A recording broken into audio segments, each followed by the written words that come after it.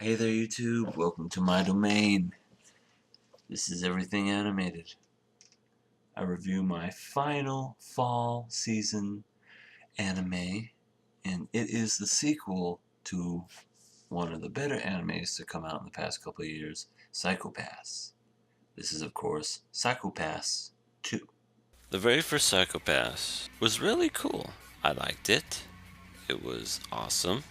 It was a very unique little anime. It reminded me of Ghost in a Shell, but it had a little bit of cyberpunk, really cool weapons called Dominators that blew people to shit. But the second one is shorter than the first season, done by a different director, different studio, different writer, so I didn't know what to expect going into this. Here's my review. The story pretty much takes place 1 year after season 1. Akane Tsunemori is 1 year wiser and 1 year more experienced, and it shows. She just looks much more mature. She knows what she's doing. Not like in the first season where she looked like she was a lost puppy and just was following Kogumi around like she didn't know.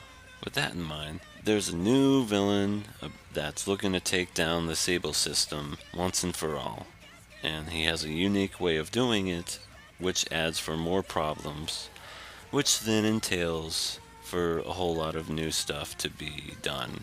As I mentioned before, Akane Tsunemori's character is much more defined, and it was interesting to see her grow. As far as the newer characters that are in her team, they're not there long enough for us to get to know them. They're there in spurts here and there, but other than that, we don't really get to see who they are, so their character development stages are cut in half, which kind of makes sense. The season itself is shorter, thus makes it harder for us to get to know these early characters, and thus makes it to where it fails kind of badly in this department. The animation style is still great, as always. Very detailed, very blood-filled gore, and just awesome violence, and very cool on animation style. To me, that was the part that didn't change. It still felt like the same old show. As far as sound goes, the song intro, the opening song, is really amazing. I love it, and I listen to it every time that I saw an episode. There's some that you can skip, I understand, but this is the one that I was like, oh yeah, I love that song. And the ending song is pretty good too. What did I think of this show altogether? Compared to the first season, it's definitely not on the same caliber. It doesn't have the same allure, and it doesn't feel the same as the first season.